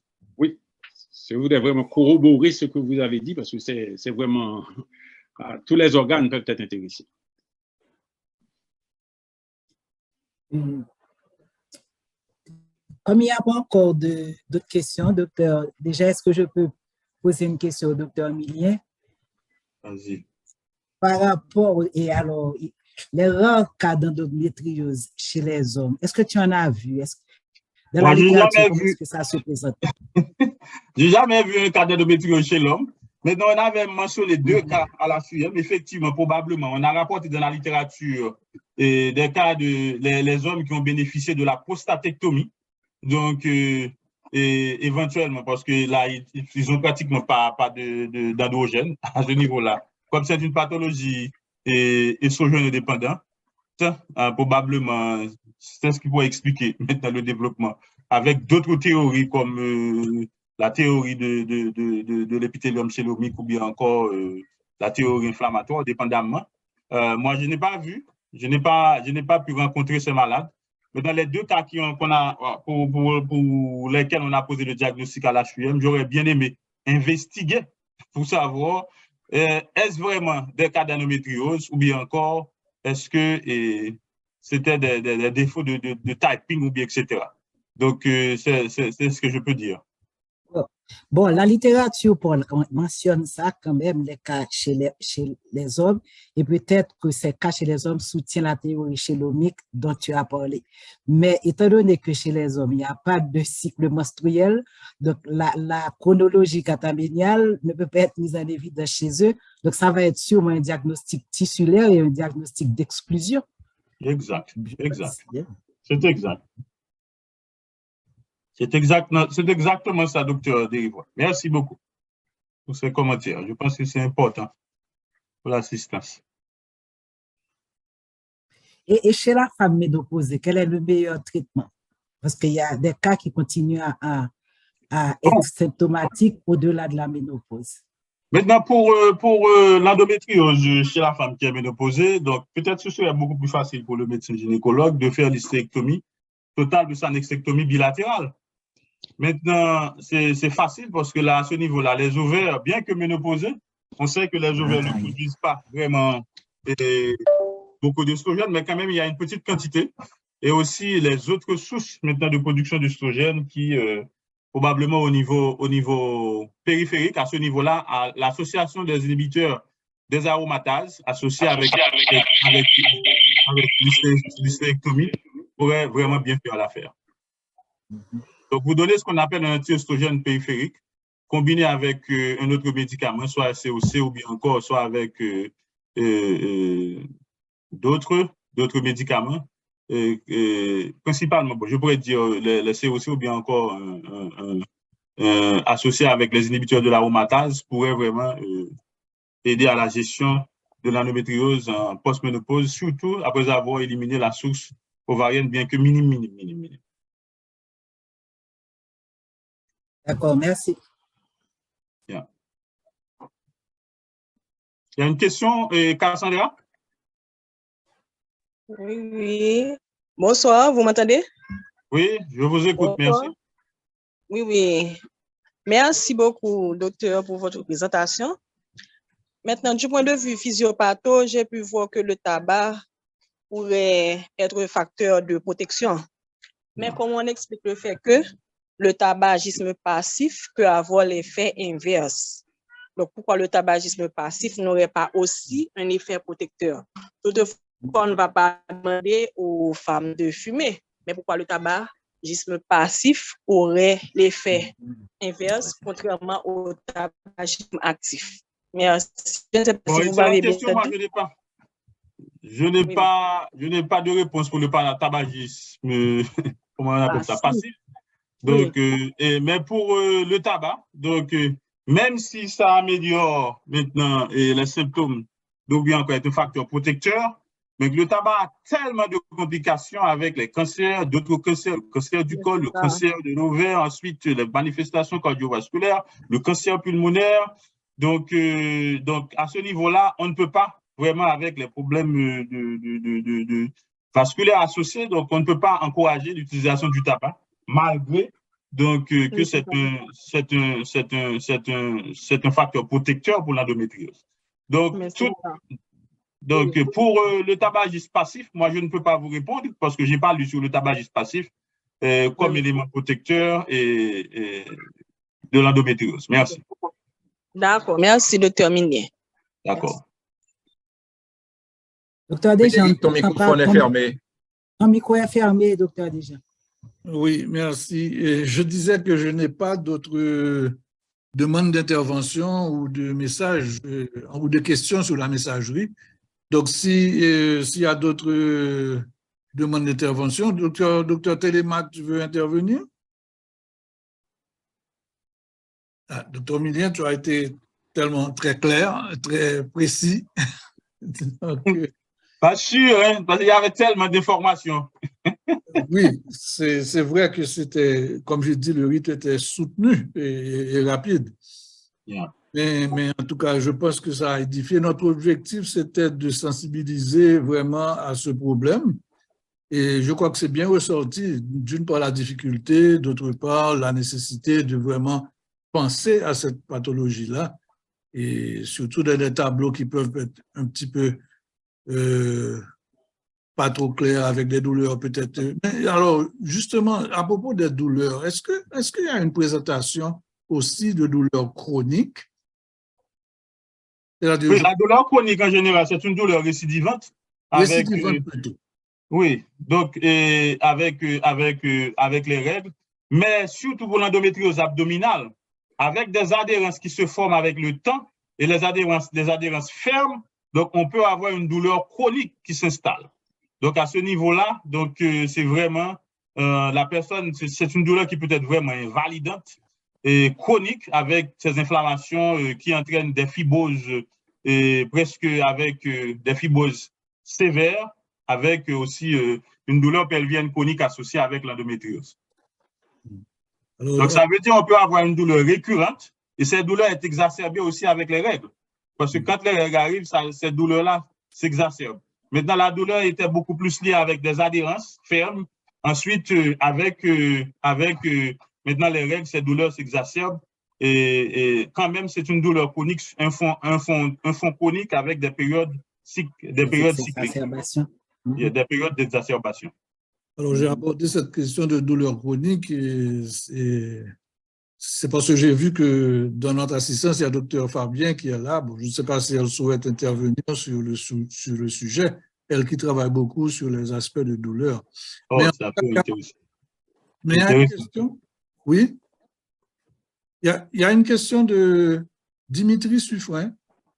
Merci, Dr Millien et toute l'équipe pour la présentation. Est-ce que les transgenders sont toujours concernés après un changement de sexe? Ben oui, donc puisqu'on n'a pas éliminé la source, c'est une pathologie estrogène dépendante, transgender ou pas. Donc, il y a toujours la possibilité maintenant d'avoir ce qu'on appelle de l'endométriose. Donc, c'est ça. Donc, et en plus, par exemple, si vous êtes un homme et vous enlevez les testicules, on a fait, ou bien encore pour lequel on a fait une prostatectomie. Donc, il y a la possibilité encore aussi de développer l'endométriose. Vous enlevez les testicules. Donc, hydectomie. Il y a aussi une intervention de Hamid Gentil. Merci, Dr Millien. L'endométriose vesicale peut-elle favoriser les infections urinaires? Ben oui, parce que l'endométriose vesicale peut entraîner les infections urinaires compte tenu. Maintenant, il y a plusieurs mécanismes qui peuvent expliquer ça. Premièrement, le sang est un bon milieu de culture. Maintenant, quand vous avez les règles, maintenant vous avez ce qu'on appelle une hématurie récurrente, etc. Il y a la possibilité que les germes maintenant montent et vous donnent ce qu'on appelle une infection. La deuxième chose aussi, c'est l'endométriose, par exemple, urétrale ou bien encore au niveau des uretères, maintenant qui pourrait entraîner éventuellement un certain niveau d'obstruction avec stase urinaire et faciliter maintenant la multiplication de bactéries. Maintenant, pour les gens qui font des toilettes vaginales, par exemple, d'arrière en avant, prenant les germes de la sphère digestive, les apporter au niveau du méa urétral et éventuellement aussi les apporter au niveau du tractus urinaire avec possibilité d'infection urinaire. Par exemple, pour le cas d'hydronéphrose aussi, par exemple, on peut avoir une hydronéphrose liée avec l'endométriose. Donc, à ce niveau-là, donc la stase urinaire qui est là, maintenant, est un bon milieu de culture, maintenant, pour la multiplication de bactéries. Merci, Dr Millien. Alors, vous aviez dit aussi que c'est un problème vous avez attiré l'attention que c'est un problème de santé publique. Et je remarque dans l'assistance la présence du directeur général de la santé publique, Dr Lauré Adrien. Ah, ça fait du bien. Je ne sais pas s'il voudrait faire une intervention en tant que directeur général ou en tant que gynécologue. Exactement. Ça ferait du bien. Mais dans l'intervalle, je crois qu'il y a le docteur Delaunay qui veut intervenir. Oui, c'est surtout une question. Mon intervention est d'intérêt personnel. J'ai oublié de demander au docteur Millien quel espoir je puis promettre à ma patiente pour son rêve d'avoir un enfant. Yeah. C'est une excellente question, professeur. Et je pense que cette question est une femme qui a de l'endométriose. Donc, on doit premièrement regarder ça comme médecin. Il faut regarder ça à toute humilité, dans le sens que de lui dire que vous pouvez faire votre part de traitement par rapport à l'endométriose. Et ensuite, il y a l'aspect positif. C'est presque il y a quand même 50% de femmes qui pourraient tomber enceintes. Ensuite, deuxièmement, il y a aussi les spécialistes de l'infertilité, maintenant qui pourraient aussi intervenir et maintenant apporter leur pierre dans la prise en charge maintenant de ces malades. Maintenant, tout on est en soin de leur parler en toute honnêteté, de leur dire il y a quand même un risque d'avortement, il y a un risque d'avoir de morbidité liée à la maladie si vous tombez enceinte, etc. Donc, les femmes doivent savoir tout ça, mais elles doivent savoir aussi qu'elles peuvent avoir un enfant. Donc, c'est pas 100% qu'elles ne peuvent pas, que les femmes ne peuvent pas avoir un enfant. Elles peuvent avoir un enfant dépendamment de leur situation. Donc, quand même, on ne peut pas enlever l'espérance d'avoir un enfant aux femmes, d'autant plus qu'il y a d'autres modalités possibles maintenant d'avoir des enfants actuellement par rapport à l'évolution de la médecine. Merci, docteur Millien. Merci. Eh bien, Eunice, docteur Derivoire, je te cède le micro. Bon, pour faire la synthèse, il n'y a plus d'intervention? Je n'ai plus d'intervention et il n'y a pas d'intervention. OK. Donc, alors moi, et vous rappelez que dans l'invitation, on parlait justement du fait que la santé materno-infantile à travers le monde est une préoccupation, est un problème de santé publique qui est très bien pris en charge. Et quand on parle de santé materno-infantile, on voit la mère et l'enfant, on voit les grossesses. Mais justement, comme docteur Millien l'a fait remarquer, il y a d'autres problèmes gynécologiques qui concernent et qui sont très sérieux et qui peuvent même, justement, comme il l'a expliqué, impacter l'évolution d'une grossesse. Donc, et ces problèmes ne sont pas vraiment pris en charge. Donc, à bien l'entendre, le problème d'endométriose devait entrer dans la problématique plus globale de santé materno-infantile. On devrait pouvoir intégrer l'endométriose dans ce contexte. Et ça, c'est l'un des buts du forum, de sensibiliser sur ce genre de problème, justement, d'autant plus que l'endométriose, comme on vient de le voir, c'est une pathologie qui touche, qui concerne toutes les spécialités. Et je me demandais en écoutant le docteur Millien, comment faire, parce que c'est pas sur les bancs de la faculté qu'on nous sensibilise là-dessus, parce que chacun dans sa sphère de spécialité, comme il vient de le dire, l'orthopédiste, l'urologue, c'est tout le monde pratiquement qui peut être concerné et qui doit être interpellé. Dans le terme de synthèse, surtout pour ceux qui n'étaient pas... Oui. Docteur Derivoire, avant de faire la synthèse, là, il y a quand même une question que je vois sur le tableau là, qui parle d'endométriose est associée à... Endometriosis is also associated with depression and anxiety. Chez la femme, could you please talk about your approach for santé mentale? Oui, donc c'est une question, bon, c'est une excellente question. Je ne sais pas si vous m'accordez l'autorisation de répondre. Mais oui, non seulement il faut répondre, il faut traduire. Et puis après cette question, il y a une main levée avec Dr. Semou Kofi. On va lui laisser la parole si le docteur déjà est d'accord. Donc, tu traduis ta question, la question et tu y réponds pour qu'on puisse la comprendre. Oui, l'endométriose est associée à la dépression et l'anxiété chez la femme. Est-ce que vous pouvez parler beaucoup plus sur l'approche pour la santé mentale, Donc, c'est ça la question. Et effectivement, l'endométriose est associée à la dépression et l'anxiété. Bon, c'est évident que l'endométriose pourrait être associée à l'anxiété et la dépression, compte tenu du fait que c'est une pathologie avec la douleur, donc qui rend la femme anxieuse. Ensuite, le désir d'avoir une grossesse qui rend la femme encore anxieuse. Ensuite, le désir de subir une intervention chirurgicale, donc encore une fois, qui rend la femme anxieuse ou bien encore qui peut entraîner même une dépression. Ensuite, la possibilité de subir une intervention chirurgicale. Et ensuite, les médicaments.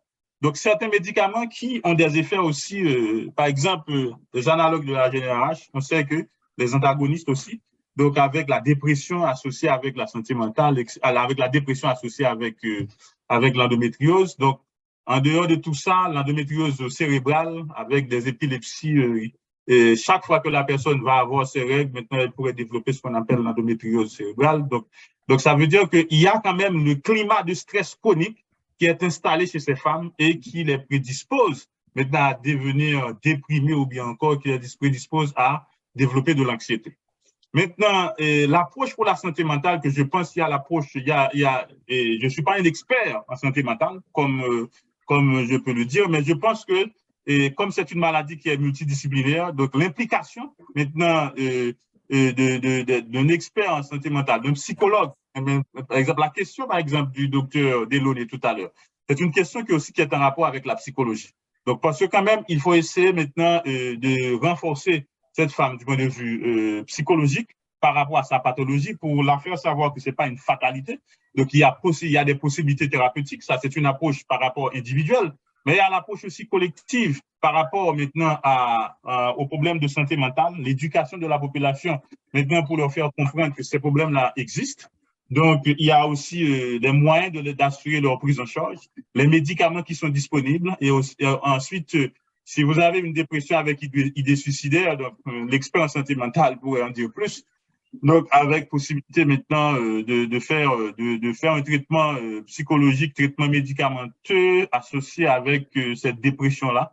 Donc, chez cette femme qui présente de l'endométriose et aussi l'approche aussi de la fécondation in vitro pour éliminer certains facteurs maintenant qui pourraient aggraver la dépression. Par exemple, le désir d'avoir l'enfant, donc qui pourrait aggraver sa dépression. Donc, on peut intervenir, par exemple, par l'adoption ou bien encore par l'utilisation de mères porteuses, par la fécondation in vitro, etc. Donc, tout ça pourrait aider maintenant à adresser le problème de santé mentale lié à la maladie et la douleur qui est aussi présente, qui pourrait être une source maintenant de dépression, une source pour de dépression ou bien de l'anxiété. Donc, la gestion de la douleur, les experts qui sont là pourraient vraiment participer. Et il y a aussi la douleur chronique, on vient de la composante santé mentale dans la douleur et qui probablement fait intervenir le psychologue dans la prise en charge. Donc, en gros, je pense que c'est ce que je peux dire par rapport maintenant à la prise en charge de ces malades. Donc, il nous faut la présence de toute catégorie de professionnels, de toutes les catégories de professionnels pour la gestion de ces cas d'endométriose. Donc, le gynécologue ne peut pas travailler en vase clos de la même manière que le chirurgien. Et très souvent, ces cas de douleurs récurrentes ou bien encore des cas, ou bien encore des douleurs cataméniales, donc avec des conséquences psychologiques, demanderaient l'intervention des psychologues dans la chaîne de prise en charge. Je n'ai pas... Il y avait une main levée, c'était docteur Semour Kofi. Je ne sais pas s'il est... Docteur Semour Kofi, il est peut-être parti parce qu'il est parti. Donc, je n'ai pas d'autres interventions. Ok, mais d'accord. Donc, comme je le disais, je reprends quelques points. Docteur Deschamps, alors je voudrais, docteur Derivoire, permettez-moi d'ajouter un petit mot pour la prise en charge psychologique en santé mentale. Et c'était pour nous signaler que quand il s'agit d'un couple, quand cette femme est en couple, il faut que la prise en charge soit faite pour tout le couple. Et il faut vraiment qu'on adresse le problème pour l'époux ou bien encore le conjoint qui ne comprend pas pourquoi sa femme n'a pas encore d'enfant, etc. Et parfois, il y a certaines unions qui se perdent, qui se cassent à cause de cette situation. Et je pense que c'est quelque chose qu'il faut signaler aussi. Excellente intervention, surtout les cas d'infertilité. Et parfois, on a l'endométriose qui peut être une cause d'infertilité, mais il y a d'autres causes d'infertilité qui sont là. Donc, cela veut dire que l'infertilité peut être masculine aussi. Donc, ce qui signifie, quand vous avez un cas d'infertilité, maintenant vous avez l'endométriose qui est là, on ne peut pas dire à 100% que c'est la femme qui est le problème aussi. Donc, il faut investiguer l'homme pour voir s'il n'y a pas une infertilité conjointe. Donc, à savoir si l'homme aussi n'a pas de problème qui pourrait expliquer aussi l'infertilité. Donc, ce qui signifie, je pense que l'approche de couple, et ensuite, actuellement, on parle de soins centrés sur les familles. Donc, les soins centrés sur la famille, c'est pas seulement les couples, mais aussi les parents, dépendamment, pour les adolescentes. Maintenant, pour essayer maintenant d'apporter le support maximal en ce qui a trait à la gestion de ces malades du point de vue psychologique et aussi clinique aussi. Merci. Ah, le professeur veut parler. Docteur Adrien, Docteur Adrien a le micro. Merci, docteur Desjans. D'abord, permettez-moi de féliciter le docteur Millien pour sa brillante et très élaborée présentation. Premièrement, j'étais très intéressé comme obstétricien gynécologue pratiquant. Et deuxièmement, j'ai cru comprendre que Fred m'a interpellé quand Millien a présenté l'endométriose comme étant un problème de santé publique. Et il a même demandé si c'est le directeur général de la santé publique qui va intervenir ou bien si c'est le gynécologue. J'aurais bien aimé que ce soit le gynécologue seulement et exclusivement qui intervient parce que nous sommes sur un forum purement hautement scientifique et le sujet est tellement classique et clinique que extrapoler pour aller vers la santé publique, ça peut poser problème. Mais je peux dire à Millien effectivement que si l'on se base sur les caractéristiques qui font d'une maladie un problème de santé publique, on peut dire que l'endométriose répond à certaines de ces caractéristiques-là, même si on peut pas dire que ça tombe dans en tout cas, ça répond à tous les critères ou bien tous les indicateurs pour dire que c'est un problème de santé publique. Est-ce que c'est une maladie grave? Bon, oui, ça peut être grave. Est-ce que c'est une maladie qui a un fort taux de létalité ou de mortalité? Bon, là encore, on l'a vu selon la localisation ou bien l'état antérieur de la patiente ou même du patient, parce que je crois qu'on voit aussi qu'il y a eu des cas d'endométriose dans le monde masculin, n'est-ce pas, docteur Millien? Donc, oui. Maintenant, est-ce qu'il y a des séquelles de capacité? Donc, on l'a vu. Quant à son impact sur la psychologie ou bien le vécu des femmes, n'en parlons pas. Maintenant, ce qui serait un petit peu un élément qui n'est pas en faveur, si vous voulez, d'un problème de santé publique dans notre contexte, ce serait peut-être le nombre de cas par mois. Mais vous savez que nous vivons la prévalence, mais nous vivons aussi dans un contexte limitatif. Ne pas diagnostiquer beaucoup ne veut pas dire qu'il n'y en a pas beaucoup. Et c'est bien que le docteur Millien fasse cette sensibilisation-là chez nous. Et beaucoup de jeunes, ou même beaucoup de cliniciens ou de praticiens, devant les symptômes, certaines fois même à la limite légers, une douleur, un kyste de l'ovaire, etc. Et à l'échographie qui, malheureusement, n'est pas toujours une échographie très spécialisée. C'est un outil qui peut donner d'excellentes informations, mais comme vous le savez tous, ça veut dire qu'un bon outil mis entre des mains non expertes ou bien non expérimentées n'est pas plus performant qu'un mauvais outil mis entre des mains très expérimentées. Certaines fois, c'est ce qui arrive avec les échos. Les échos peuvent banaliser un diagnostic gynécologique, particulièrement au niveau des masses ovariennes, et vous ouvrez à la chirurgie, vous avez la mauvaise ou la désagréable surprise de tomber sur des endométriomes ou bien une endométriose qui même déjà commence à évoluer avec des implants ailleurs, hors de la sphère génitale. C'est vrai que nous sommes dans un pays où il y a tellement de problèmes de santé ou de priorités. Je suis très malaisé de pouvoir mettre l'endométriose en premier comme problème de santé publique pour notre vie. Donc, on a tous les problèmes environnementaux, les problèmes de nuisances sonores, si vous voulez, et même déjà les maladies de l'enfant, etc. Pathologies infectieuses. Pathologies infectieuses. C'est pour vous dire que il y a la réalité, mais il y a la contextualité. Dans notre contexte typiquement haïtien, c'est bien d'avoir un forum hautement scientifique où l'on peut discuter de ces pathologies que je dirais pointues, et le docteur Millien, de par ses responsabilités au niveau de l'hôpital universitaire de Mirebalais, il fait beaucoup aussi de santé publique. C'est tout à fait normal qu'il fasse le lien.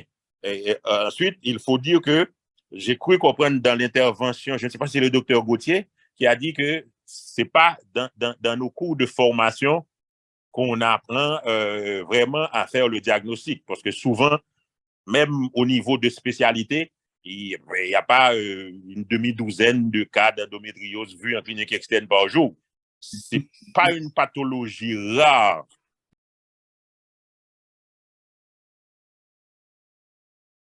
Diagnostic rare, parce qu'on l'a vu, même si les moyens de diagnostic sont accessibles, mais il nous faut nous mettre dans notre contexte. Ce n'est pas toujours qu'on a accès à cette technologie-là. Mais encore une fois, félicitations, docteur Millien. je vais essayer d'être un client beaucoup plus régulier de ce genre de présentation parce que je suis encore avant tout et premièrement clinicien. Donc, ça a été quand même un régal de visiter l'endométriose avec le professeur Millien. Donc, merci. Et puis, Fred, bravo, félicitations et surtout à tous ceux qui conduisent ce forum. Docteur Delaunay, je vois qu'il est très actif. Ça fait longtemps que je n'ai pas vu Philo. J'étais content de le revoir. Excellent travail. Merci, professeur. Merci. C'était un plaisir de vous écouter. Merci, docteur Adrien. Donc, je redonne le micro au docteur Derivois. Bon, ben, petit point surtout pour ceux qui sont montés un peu tard et qui ne sont pas, pour les étudiants, les jeunes qui sont là, je fais quelques rappels. L'endométriose, c'est le tissu endométrial en dehors de la cavité utérine, là où il ne doit pas être. On a vu que ça peut être au niveau de la sphère gynécologique, mais ça peut laisser la sphère gynécologique pour être n'importe où, au niveau digestif, au niveau thoracique, au niveau du système nerveux, etc. Et que la triade clinique, c'est la dysménorrhée, la dyspareunie, les douleurs chroniques et puis l'infertilité. Et pour la sphère gynécologique, et puis ailleurs, la symptomatologie est en rapport avec l'organe, donc c'est ce qui peut entraîner des erreurs de diagnostic. Donc, ce qu'il faut retenir pour le diagnostic, même si, comme l'a dit le DG tantôt, c'est un diagnostic rare, mais c'est le genre de diagnostic qu'on ne peut pas faire à moins d'y penser de parti pris. Donc, si on connaît la pathologie, mais il faut surtout mettre l'accent sur le fait que la chronologie est menstruelle, donc cataméniale, c'est ce qui doit attirer l'attention. Et on nous a toujours appris en sémiologie que, quelle que soit la raison pour laquelle une femme se présente à la consultation, il faut toujours prendre son histoire menstruelle. Je dis ça pour les jeunes qui sont là. Donc, on a vu que le diagnostic, c'est d'abord clinique, qui est supporté par l'outil paraclinique, c'est surtout la laparoscopie. Et docteur Millien a fait ressortir qu'en Haïti, même si on dispose des spécialistes, mais on ne dispose pas de tout ce qui ferait l'arsenal de la prise en charge qu'il faudra améliorer. Donc, moi, ce que je dirais pour terminer, pour conclure tout ça, surtout pour les plus jeunes qui sont là, c'est que toute symptomatologie chez une femme qui coïncide avec la période menstruelle, surtout si elle est récidivante, doit faire évoquer ce diagnostic d'endométriose. Voilà, c'est ce que je dirais. Je pense qu'on a fait le tour avec toutes les autres interventions qu'on a eues.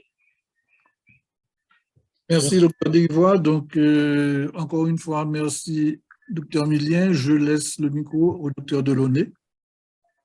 À moins que docteur Millien veuille ajouter un dernier mot. Bon, je n'ai pas vraiment grand chose à rajouter. Docteur Derivois a fait vraiment un rappel extrêmement important. C'est la douleur cyclique et cataméniale qui peut être thoracique, abdominale, cérébrale, etc., avec d'autres signes dépendamment de la localisation. Qu'il s'agisse de l'orthopédiste, du chirurgien, quel que soit le spécialiste. Donc, avec une femme qui présente une douleur cyclique, il doit quand même éliminer la possibilité d'endométriose. Ensuite, ce que je pourrais dire aussi, c'est l'aspect multidisciplinaire. Donc, éviter de travailler en silo, parce que quand même, quand on travaille en équipe, ça nous permettrait de mieux gérer les malades. L'approche psychologique de couple, ou bien encore les soins centrés sur les familles, donc, représente quand même des éléments clés pour la gestion de l'endométriose. Et je pense que le support social, dont on n'avait pas mentionné, donc, représente aussi un élément important à regarder quand on voudrait maintenant adresser le problème de l'endométriose, compte tenu que la maladie a une prévalence qui est assez élevée. Pour une population, vous avez 6 à 10% de votre population en guise de prévalence. Donc, c'est une maladie qui est assez élevée.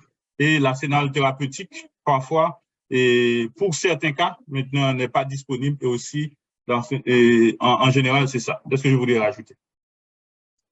Merci, docteur Millien. Docteur Delaunay. Merci, docteur Barreau-Desjans.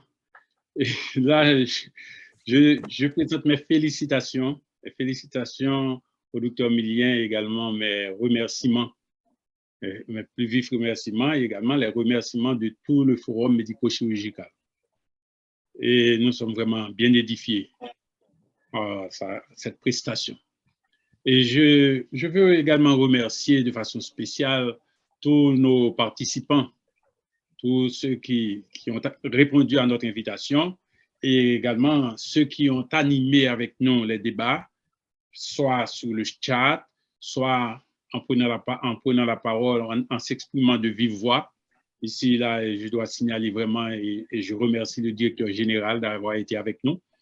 Et il y a également le docteur Dérivoire qui a ouvert les débats avec son intervention, de même que le docteur Cassandra Chéry qui a pris la parole. Donc, ceci vraiment nous encourage à continuer et nous vous remercions. Je veux également remercier de tout cœur docteur Dérivoire pour la brillante présentation, l'introduction qu'elle a faite de notre conférencier, docteur Christophe Millien, et également notre modérateur, docteur Frédéric Barraud-Desjans, et également notre support logistique, docteur, monsieur David Jérémy Delaunay. Donc à vous tous, je vous dis un gros merci et nous disons adelante, comme dirait docteur Dérivoire, on va continuer, on va de l'avant, on va continuer. Nous aurons au mois de mai une autre conférence, ce sera la 38e au mois de mai, avec un médecin notoire, responsable du département d'oncologie de l'hôpital de Saint-François-de-Sales, qui nous parlera de l'état des lieux de la prise en charge du cancer en Haïti à partir de ces observations au niveau de cet hôpital et de l'hôpital français, de l'hôpital Saint-François-de-Sales, l'hospice Saint-François-de-Sales. Donc alors là, je merci beaucoup encore et je vous souhaite une bonne nuit et une bonne continuation. À bientôt. Merci, professeur. Merci encore, de participer avec vous. Merci. C'est super. C'est super.